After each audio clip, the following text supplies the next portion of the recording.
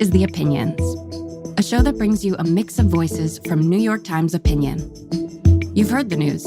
Here's what to make of it.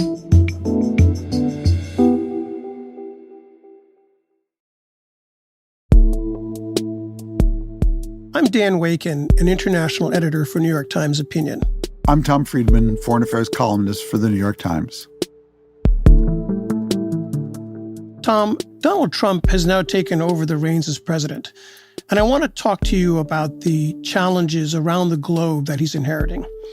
Just this weekend, we saw the release of hostages in Gaza, and you wrote that the Middle East right now faces one of those rare moments when everything is in play and everything is possible. So let's dig into that a bit, and then talk about some of the other challenges that Donald Trump faces on the foreign front. But to start, will you explain what you meant by this being a rare moment? Well, it's really for the whole region, because if you look around the Horn, first of all, Lebanon is completely in play. They've just produced a new president, Joseph Aoun, and a new prime minister, Nawaf Salam, both enormously popular, decent, moderate people who are committed to restoring Lebanon's unity and sovereignty. In Syria, Bashar al-Assad has been toppled and been replaced by a coalition, basically, of Islamist and secular forces. Syria now has a chance, really, to come back, in effect, from the dead. In Israel, Palestine, Gaza, you have basically now a ceasefire, finally. And so the first really prolonged end to that war now is on the table. It's begun. How long it will last and whether it will lead to a permanent ceasefire is still in play. And then, of course, the wider regional situation is Iran right now is militarily at its weakest point ever, since it was, in a sense, stripped of its anti-aircraft system by Israel. And the big question is, will the Trump administration opt for a knuckle-breaking negotiation with Iran to, in effect, defuse and eliminate its nuclear program, or will it adopt a more kinetic option? Let me go back to the ceasefire for a second. What has to happen for this ceasefire to hold and then to succeed as something approaching a peace deal?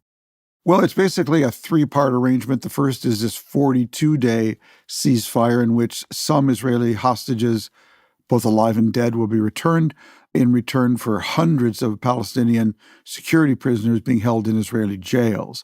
That's supposed to pave the way for stages 2 and 3 of negotiating a final ceasefire, total Israeli withdrawal from Gaza, and the return of all the other Israeli hostages, dead and alive, and more Palestinian security prisoners returned to the West Bank and Gaza. What would you say Trump needs to do to make this succeed? Well, as we sit here today, Dan, the Israeli press is full of reports that Netanyahu will just do the first stage of this deal and then look to resume the fighting, find some pretext by Hamas. Why is that? Because one of the far-right Jewish supremacist parties that held up Netanyahu's government has already left the government over this deal. And the other, led by Bezalel Smotrich, the finance minister, has promised to leave if Netanyahu actually goes ahead with a ceasefire and ends the war in Gaza. And reports in Israel is Netanyahu has essentially told Smotrich to just be cool. Hamas will give Israel some excuse to restart the war. And Smotrich has called for, quote unquote, total victory, whatever that means. Whenever I hear the word total victory, I'm always reminded of the fact that we are speaking today close to the 58th anniversary of Israel's 1967 victory and takeover of the West Bank, and Israel still doesn't control the West Bank after 58 years. So the idea that it will control Gaza in another 6 months, I think, is a bit of a fantasy. Does Trump have any leverage here, Tom, in making sure this ceasefire and eventual deal is successful? Good question, Dan. Well, we already saw Trump use his leverage to force Netanyahu to actually accept the ceasefire, which he really did not want to do. But basically, Netanyahu spent a year running circles around Joe Biden. He will try the same with Trump, one can be sure. Will it work? Will it not? I really don't know. I think that's one of the big questions. My broader point is that Donald Trump's interests and aspirations in the Middle East, which are for a Saudi-U.S. security treaty built around an Israeli-Palestinian negotiation on a two-state solution, that is Trump and America's overriding goal right now, is in fundamental contradiction with Bibi Netanyahu's political survival needs, which are to prevent any kind of deal between Israel and the Palestinian Authority that could be the foundation for a U.S.-Saudi security deal. And in terms of the longer term, I think Trump's approach to Netanyahu will be very simply, what have you done for me lately? This is all about me and America. It's not about you. I want to win a Nobel Prize, not the booby prize. And you are going to have to bend to my will. Well, in your view, Tom, do you think that approach could be more successful than President Biden's? You know, Dan, when I was growing up in Minnesota, I used to go to the state fair as a young man. And there was a guy at the state fair who could guess your weight. And as a 5-year-old boy, I was just amazed. How could he do it if he got it right? You know, he won something, he got it wrong, you won something. In the Middle East, people can guess your power from 100 miles away. And this is a brutal and pitiless landscape. And, I have no doubt that Netanyahu has no illusions that at the end of the day, he will have to submit to American interests. He will do his best to push back. I wouldn't doubt if he'll try to leverage evangelicals in the Republican Party to put pressure back on Trump.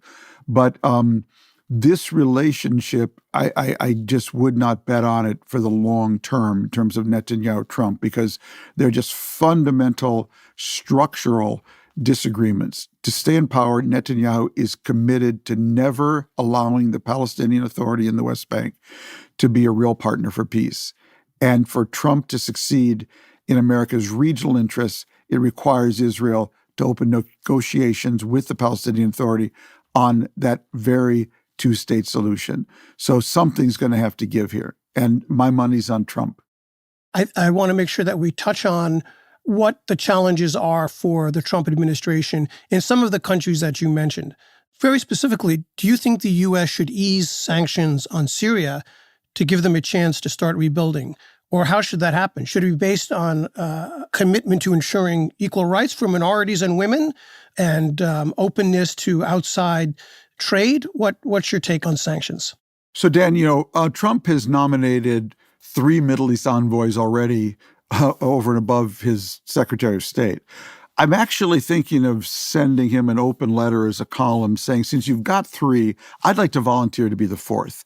Please don't tell our editor I said this.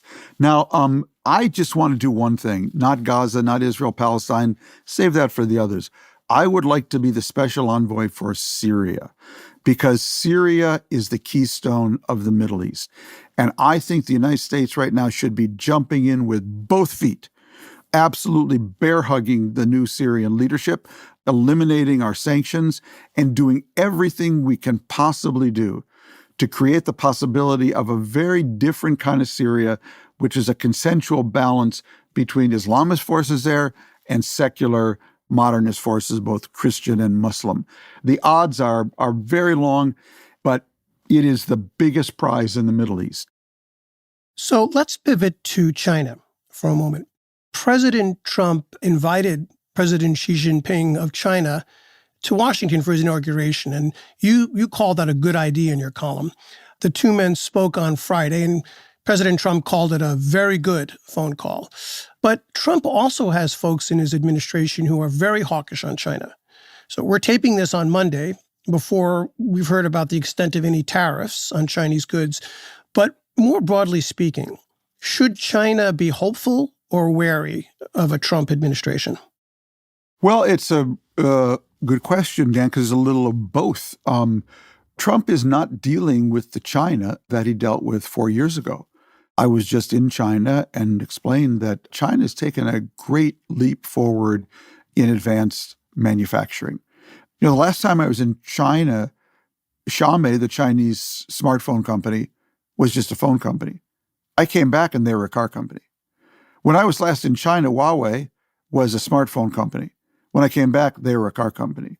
That's the extent of the acceleration in China's move toward advanced manufacturing, particularly around electric vehicles. The Chinese decided that they were going to own the EV business. And why is that important? Because if China owns the all-electric EV market, there's a very good chance it's going to own the future of driving. As my colleague and our colleague Keith Bradshaw said to me, in 10 years, America will become like Cuba, the place you go to visit old gas-guzzling Buicks to see what cars used to be like. So this is a very, very, very important moment. And all that tariffs will do for you is buy time. That's all they do. But they don't buy you an EV industry. That takes a strategic investment. So when I hear Trump saying, I'm going to put tariffs on China's EV industry higher than ever, but we're going to go for big gas guzzlers here, that's a prescription for economic disaster. Tom, people are going to be hearing this episode on the first full day of the Trump administration. And everyone talks about what he's going to do on day one. But I'd like to ask you, what would you like to see on day 366, let's say, exactly 1 year from now? I would like to see a president who has not overread his actually very slim margin of victory, who understands, I think, what the American people want most and the reason they elected him, that is to bring down inflation, to be a good partner with our traditional allies to keep the world stable, and most of all, to make America work. I just recently visited China, Dan, and I noted that I took the bullet train from Beijing to Shanghai. It's 4.5 hours, and the distance between New York and Chicago. My colleague, who I was riding with, Keith Bradshaw, said, Tom, if you put a dime on the windowsill here on the train, it'll be still sitting there 4.5 hours later when we pull into Shanghai. That's how smooth this train going 210 to 15 miles an hour is. I just took the Acela from Washington to New York. You need to be a gymnast in order to go to the bathroom on the Acela because the car rocks so much as you go down the tracks. Really shame on us that we can't build just basic infrastructure. I think that's what Americans want. They sure as hell don't want 4 more years of trolling liberals and MAGA chest bumping. So I hope Trump understands that. If he does, I will support those policies. If he doesn't, I will oppose them. Well, with that, Tom, thanks so much for talking. Dan, always a pleasure.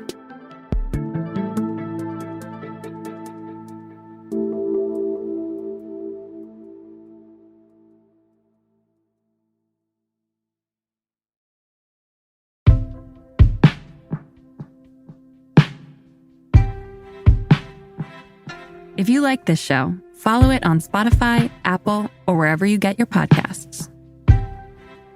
This show is produced by Derek Arthur, Sophia Alvarez-Boyd, Vishaka Durba, Phoebe Lett, Christina Samuelewski, and Jillian Weinberger. It's edited by Kari Pitkin, Allison Bruzek, and Annie Rose Strasser. Engineering, mixing, and original music by Isaac Jones, Sonia Herrero, Pat McCusker, Carol Saburo, and Afim Shapiro. Additional music by Amin Sahota. The fact-check team is Kate Sinclair, Mary Marge Locker, and Michelle Harris. Audience strategy by Shannon Busta, Christina Samuelewski, and Adrian Rivera. The executive producer of Times Opinion Audio is Annie Rose Strasser.